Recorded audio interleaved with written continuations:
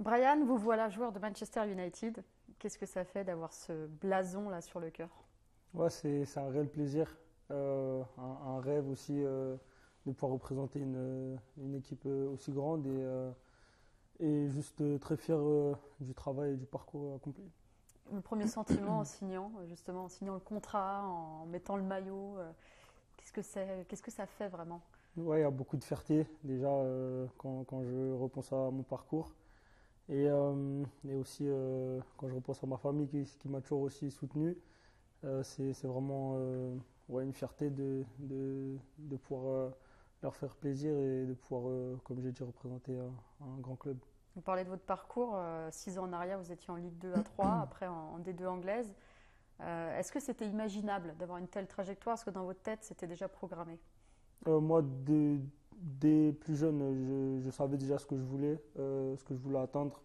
Bien sûr, on a beaucoup de rêves, mais c'est très dur de les réaliser. Mais j'étais déterminé dès le plus jeune âge et j'ai toujours voulu jouer pour les plus grands clubs, dans les plus grands stades du monde. Donc, c'est oui, c'est une très belle trajectoire, mais ça a toujours été dans le coin de ma tête. En arrivant de Brentford ici à Manchester, quelles ont été les premières impressions? Est-ce qu'il y a eu un waouh en découvrant par exemple les installations? Quel a été le premier feeling? Ouais, c'est vrai que c'est des installations différentes, même un environnement différent. C'est vrai que tout était un peu plus grand en termes de notoriété, de tout en fait. Donc c'est vrai que j'avais pas vraiment l'habitude, mais c'est quelque chose à laquelle il faut s'adapter. Qu'est-ce que ça change concrètement au quotidien? Quels sont les petits changements de votre quotidien? Ouais, il y a des petits changements au niveau ouais, des fans. Il y en a quand même plus à travers le monde. Et même dans je pense que le professionnalisme doit monter d'un cran aussi. Qu'est-ce que ça représente pour vous de jouer à Old Trafford dans ce stade mythique?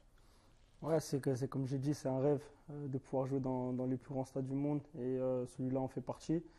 Et non, on ressent des frissons d'entrée et c'est quelque chose d'excitant. Il y a une anecdote concernant l'un de vos premiers maillots, du coup, qui était donc un maillot de Manchester United, c'est ça? Quand vous étiez enfant, racontez-nous. Ouais, c'est vrai que le premier maillot de foot que j'ai eu, c'était un maillot de Ronaldo de Manchester, ouais. Donc Ça vous a c'est assez marrant. marqué? Ouais, ça m'a marqué hein, parce que moi j'étais déjà fan de foot depuis très petit et ouais, c'était le premier maillot que j'ai eu, donc Qui vous l'a offert? c'était mon père. Ouais, c'est un beau cadeau alors, Ouais, c'est un beau clin d'œil. Quelque c'est part, vous vrai. en avez parlé avec lui ou pas? Non, même pas, c'est vrai que j'en ai même pas parlé avec lui. C'est assez sympa. Quel était votre joueur préféré justement peut-être à l'époque, alors globalement et puis au club? Euh, Moi j'ai toujours apprécié Eden Hazard quand j'étais plus jeune et c'est de lui que je m'inspirais. Après au club, bah, je vais dire Ronaldo aussi, c'est Ouais, c'est pareil. votre génération. Ouais. Est-ce qu'il y a un souvenir marquant peut-être à Manchester United par vos yeux d'enfant ou aux yeux de jeunes footballeurs, peut-être aussi par le prisme de Sir Alex Ferguson? Quels sont les souvenirs là qui reviennent ou peut-être un souvenir Euh, ou un, des images? un souvenir, moi je me rappelle toujours du but de Rooney. Je sais plus c'était quel match, mais c'était la retournée. Le retourné acrobatique, Ouais, exceptionnel. ouais. Celui-ci on voyait passer partout quand j'étais plus jeune et c'est celui-là, c'est ce moment que je me rappelle. On est dans ce nouveau centre d'entraînement aujourd'hui. Vous nous recevez ici.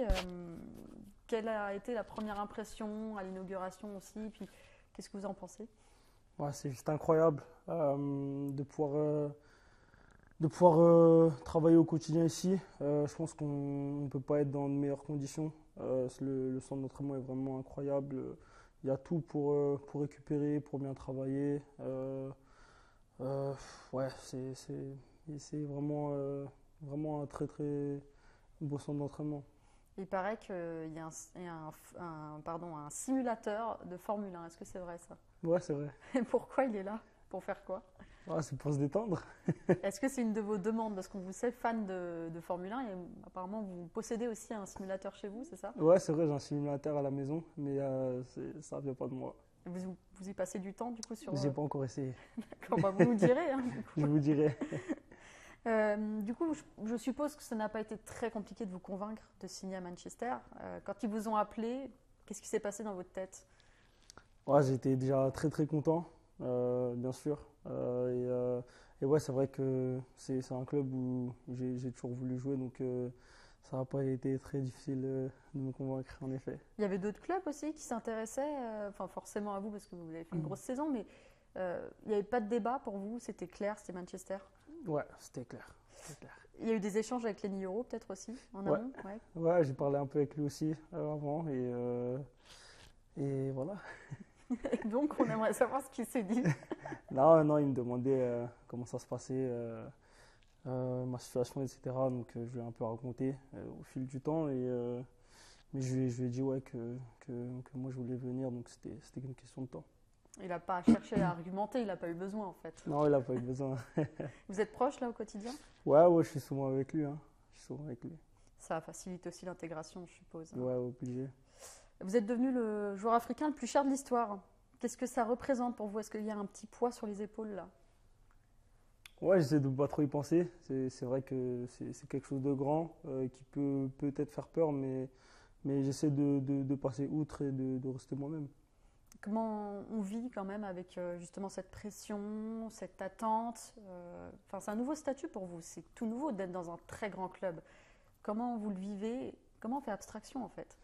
Ouais, c'est vrai que c'est nouveau pour moi d'avoir une pression entre guillemets constante. Mais après, je pense que c'est le quotidien des grands joueurs et dans les grands clubs. Donc, c'est quelque chose dont il va falloir que je m'habitue. Donc à l'entraînement, on n'a pas les jambes qui tremblent un peu, ça va. Non, il faut pas. Moi, ça pourrait des fois prendre Ça le pas pourrait, c'est vrai, mentalement. c'est vrai. Mais vous travaillez peut-être avec un préparateur mental. Oui, j'ai tout ce qu'il faut à côté pour me mettre dans les meilleures conditions. Donc, ça en fait partie aussi. Vous savez que certains vous comparent à Mohamed Salah déjà. Vous en avez entendu parler et qu'est-ce que ça vous fait? Ouais, bon, c'est forcément un beau compliment, j'aimerais dire. Mais après, ouais, on travaille tous les jours pour devenir les meilleurs, donc c'est une belle reconnaissance. Lors des matchs amicaux, vous avez été associé à Cunha et Fernandez. Comment se passe l'entente devant et dans l'équipe globalement? Ouais, dans l'équipe, c'est top. En plus, Cunha parle un peu français, donc c'est un peu marrant avec son accent, on s'amuse bien. Et ouais, sur le terrain, c'est une question d'automatisme. Donc je pense que c'est important d'avoir été là assez tôt dans la pré-saison pour pouvoir bien travailler, mais sinon on s'entend très bien. Et tactiquement, Ruben Amorim, qu'est-ce qu'il vous demande? Comment il vous voit dans l'équipe? À quel poste? Bon, après, c'est les choix du coach. Hein, et je pense que dans le football, maintenant, il faut être polyvalent. Et non, n'importe où il me demandera de jouer, j'essaierai de remplir le rôle. Donc il ne vous a pas fixé un poste ou un rôle pour le moment Non, ça a été un petit peu différent à chaque fois, donc on verra. Donc vous êtes capable d'être dans l'axe, d'être deuxième attaquant, d'être sur la droite, sur la gauche. Pour vous, ça pose aucun problème? C'est ça. Parce que dans votre carrière, finalement, vous avez joué un peu à tous les postes devant. Ouais, c'est vrai. J'ai commencé très jeune sur le côté gauche. Ensuite, arrivé au niveau professionnel, j'ai été décalé sur le côté droit. Ensuite, deuxième attaquant. Et à Brentford, j'ai fait aussi à peu près les mêmes choses. Donc, c'est des postes différents où il faut s'adapter. Mais je pense que c'est important aussi. Et en quoi vous vous complétez avec Cunha? Je sais pas trop. C'est un peu tôt encore pour le dire, mais je pense qu'on va bien s'entendre. Il y a un bon feeling. Ouais. En tout cas, 20 buts en première ligue la saison passée. Comment faire aussi bien, voire mieux cette saison? Oh, c'est dans le travail, comme toujours, je l'ai toujours dit. Et ouais, c'est de faire la répétition, toujours essayer de se maintenir en forme aussi. Et voilà, moi je sais que j'essaie de ne pas trop me mettre de limites dans mes objectifs ou dans ma carrière. Et je veux toujours être meilleur que ce que j'étais la veille. Donc là, vous vous êtes pas dit, je démarre la saison, il faut que j'en mette au moins 20? Non. D'accord. Il y a un petit objectif personnel quand même? Bien sûr, toujours. Et vous pouvez nous le dévoiler, non? Comme beaucoup de footballeurs, ils n'aiment pas trop dévoiler leurs objectifs. Est-ce que c'est plus dur de marquer 20 buts avec Brentford ou 20 buts avec un club comme Manchester United quand on connaît le contexte des deux clubs? Je ne peux pas le savoir pour l'instant. On verra du coup au cours de la saison. En tout cas, ça démarre fort aussi en première ligue pour vous, avec tout de suite ce choc contre Arsenal à la maison. Comment vous le voyez et comment eh bien, vous le préparez aussi peut-être dans votre tête et globalement? Non, c'est un challenge. On vit pour jouer ce genre de match. Et voilà, je pense que c'est le gratin du football. Jouer contre les meilleures équipes et Arsenal en fait partie. Donc je pense que ça va être un bon test aussi pour nous. Comment refaire de Manchester United le très très grand club qu'il a été, parce que ces dernières saisons, ce n'était pas toujours le cas. Comment vous pensez être en mesure de le faire? Ouais, c'est sûr que le club a connu quelques difficultés ces dernières années, mais c'est sûr que ça prendra un peu de temps, mais on va quand même essayer de jouer les premiers rôles et je pense que c'est important pour un club comme Manchester Comment ça United. se passe d'ailleurs avec le nouveau coach, du coup, Ruben Amorim? Non, ça se passe bien, ça se passe bien. Il est plutôt taquin. On s'entend bien. Il a une bonne relation avec ses joueurs et je pense que c'est important aussi. Et il unifie très bien l'équipe et je pense que il y a un très très bon état d'esprit pour l'instant. Donc c'est cool de travailler dans ces conditions. Il parle français un peu? Non. Donc ça parle anglais, quoi. Ça parle anglais, ouais. Un petit mot sur votre bizutage. J'aimerais bien savoir ce qui s'est passé. Un bisutage, c'est-à-dire. Bah, je sais pas, il y a eu une chanson, il y a eu quelque chose. Ok, oui, non, oui, il y avait une petite chanson, un repas, c'était pendant la pré-saison, donc Mais c'était quoi comme chanson? j'ai chanté, pardon, Petit Génie. D'accord. Vous êtes Ouais. un bon chanteur? Ouais, ça va, je pense que vous pouvez demander aux autres. Parce que je sais que vous êtes un bon joueur d'échecs, bon joueur de piano. Vous lisez beaucoup de livres aussi. Est-ce que c'est peut-être une façon de s'échapper, et de s'enlever une certaine pression? Vous parlez de cette pression qui est sur vous aujourd'hui. C'est un échappatoire pour vous? Ouais, c'est vrai que ça permet de penser à autre chose, parce que je pense que dans le football ou même dans le sport, je pense qu'à des moments, c'est bien de déconnecter et de faire des choses qui sont un peu en dehors de ce que peuvent penser les gens et en dehors du foot aussi. Donc, ouais, moi, personnellement, ça m'aide à m'évader un peu et à penser à autre chose. Parce qu'un footballeur comme vous, il a quand même en tête les montants d'un transfert, tout ce qui se passe autour, ou est-ce que non, ça lui glisse par-dessus comme ça? Je sais pas pour les autres, mais personnellement, moi, j'y pense pas du tout. À part si les gens me le disent, bien sûr que ça rentre dans ma tête, mais j'essaie vraiment de ne pas y penser et de vraiment faire comme si de rien n'était. On parlait de lecture. Quel est votre livre du moment? Là, en ce moment, je lis les 4 accords Toltec. Ok. Et qu'est-ce que ça vous inspire comme lecture? C'est plus du développement personnel, j'ai envie de dire. Donc, et c'est aussi interprétation. Mais, euh, mais ouais, bah, de ce que j'apprends pour l'instant, c'est que c'est important de ne pas juger les gens. Et bon, après, c'est ce que dit le livre. Mais non, je suis content de lire. C'est pour vous une façon aussi, peut-être, de progresser humainement, de se détacher de certaines choses. Qu'est-ce que ça vous apporte vraiment la lecture? Ouais, je pense que c'est important.